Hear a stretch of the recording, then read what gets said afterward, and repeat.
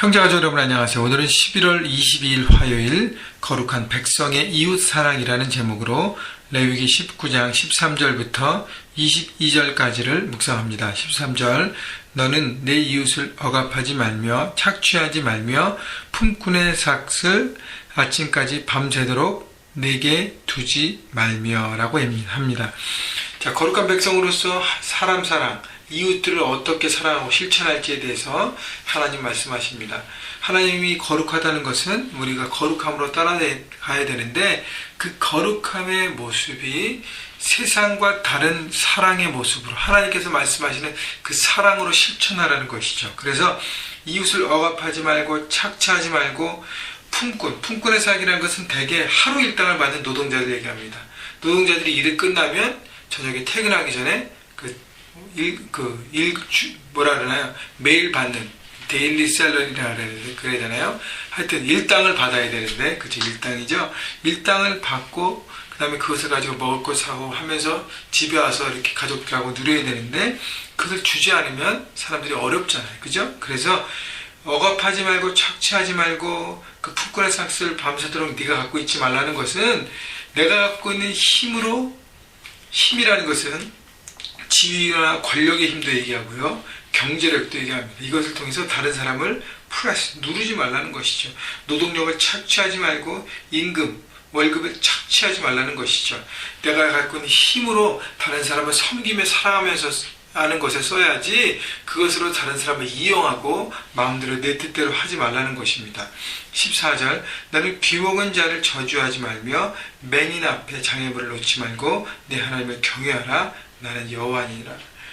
그러니까 육신적으로 연약한 사람을 얘기합니다. 귀먹은 사람, 맹인, 그 사람을 하찮게 여기거나 어렵게 하지 말라는 것이죠. 그를 오히려 돕고 사랑하고 섬겨야 하는 것입니다.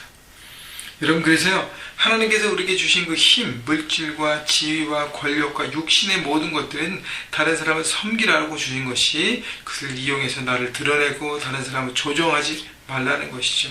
왜냐하면 14절 마지막에 내 하나님을 경외하라. 나는 여호와니라.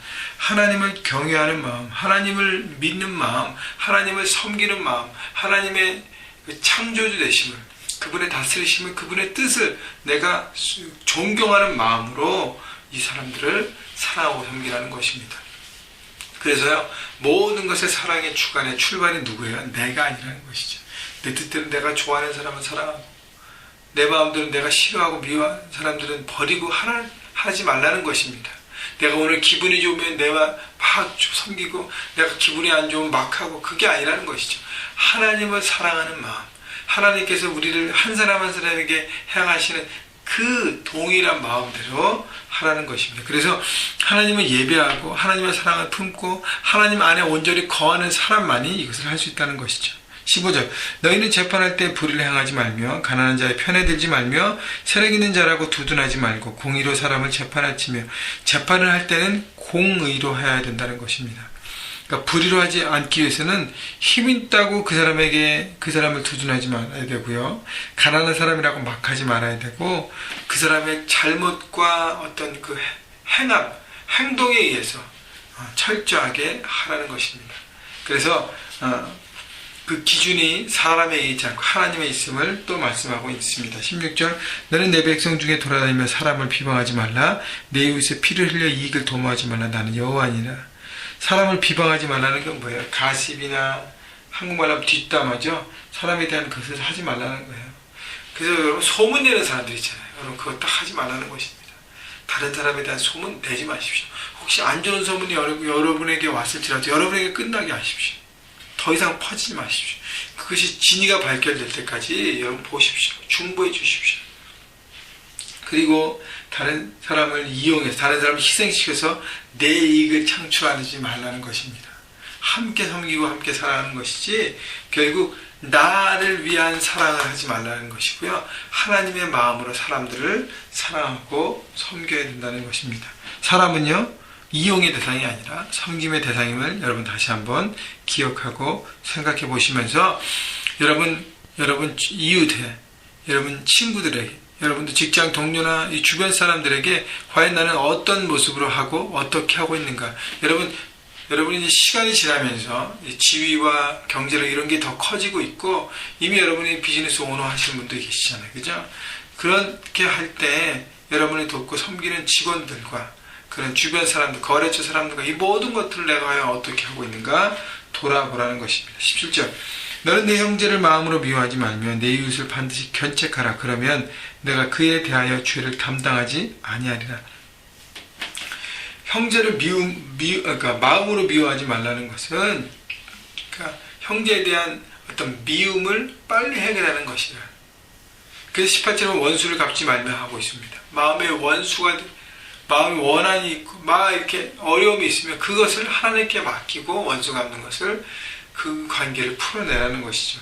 17절에 또 하나 얘기는 내 이웃을 반드시 견책하라는 것은 뭐냐면, 형제 자매가 잘못했을 때 넘어가지 말라는 거예요. 그 사람의 잘못을 지적해줘야 한다는 거예요.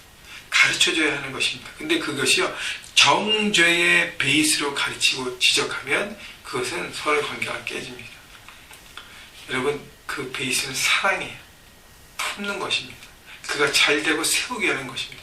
그리고 무너뜨리기 위해서 견책하는 것이 아니라 그를 온전하게 리빌딩하기 위해서 그 사람을 세우라는 것입니다. 많은 사람들이 쓴소리 하기를 싫어합니다.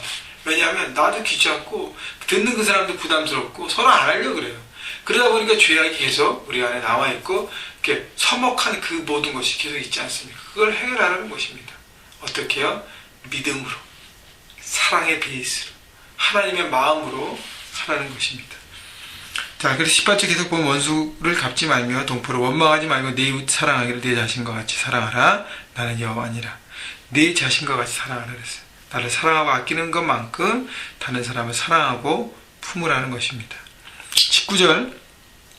너희는 내 규례를 지킬지어다. 내 가축을 다른 종류와 교미시키지 말며 내 밭에 두 종자를 섞어 뿌리지 말며 두 재료로 직조한 옷을 입지 말며. 자, 이것은요, 그러니까 가축의 다른 종류를 교미시켜서 이렇게 새롭게 새로운 애매한 걸 만들지 말라는 것을 얘기하는데, 그러니까 섞어가면서 순결을 빼앗는 어떤 그런 하나님의 창조 질서에 어긋나는 것을 하지 말라는 것입니다. 왜 두 가축을 이렇게 교미시켜서 할까? 이것을 통해서 더 나은 이익을 창출하려고 하는데, 나 자신의 이익을 위해서 하나님의 창조의 질서를 거스르지 말라는 것입니다. 그래서요, 하나님께서 왜 이렇게 창조하셨니? 그것대로 순종하는 것이 바로 하나님의 마음인 것입니다. 자, 그리고 20절부터 22절은 정혼한 여종에 대해서 잘못된 관계를 가진 남자에 대한 책임과 보상에 대해서 얘기하는데, 종은 당시에 소유였는데 그런 하나님의 질서에 따라서 해야 된다는 것이고, 종이라도 잘못했을 경우에 어떻게 해요? 속건제로 하나님의 죄악을 구하고 자기 자신이 해야 될 일들을 최선을 다해서 하라는 것입니다. 오늘 쭉 말씀을 묵상하면서 우리가 생각해야 될 부분은 사람에 대한 사랑, 사람에 대한 관계, 이 모든 것을 나는 어떻게 하고 있는가? 나는 하나님의 기준으로 하고 있는가? 아니면 내 마음과 내 생각대로 하고 있는가를 바라보시고, 우리의 모든 일들이요, 하나님의 기준으로 해야 되는 것을 여러분 생각해 보십시오. 그것의 키워드는요, 하나님을 경외해야 합니다. 하나님을 경외하면 사람, 한 사람 한 사람, 하나님이 창조하신 사람이기 때문에 막할 수 없다는 것입니다. 그래서 날마다 묵상을 통해서, 기도를 통해서 하나님을 경외하고 하나님을 신뢰하고 하나님을 믿고 의지하는 하나님에 향한 그 마음을 여러분 날마다 점검하십시오. 그리고 하나님에 대해서 여러분 고백하고 그 베이스를 가지고 한 사람 한 사람을 대할 때 우리 안에 기쁨과 사랑이 넘칠 것이고요. 문제가 있는 관계라면 하나님의 사랑과 용서로 덮으려고 최선을 다해서 여러분 움직일 것입니다. 여러분, 이제 11월도 하순에 접어들었고 이제 12월 다가가는데, 여러분 혹시 묶여있는 관계가 있으니까 돌아보시고 하나님의 사랑과 용서로 그들을 품어주시고, 또 여러분 주변에 있는 많은 사람들에 대해서 따뜻함으로, 특별히 연약한 사람들, 타민족에서 어려운 일을 하는 사람들 주변에 있다면 여러분 그들을 위해서 따뜻한 사랑의 말, 격려, 또 작은 선물 이런 걸 통해서 그들이 정말 따뜻하게 하나님의 마음을 경험할 수 있도록 실천하면서 하나님의 사랑을 나타내는, 그래서 풍성한 축복의 통로와 사랑의 통로가 되시기를 주님의 이름으로 축원합니다.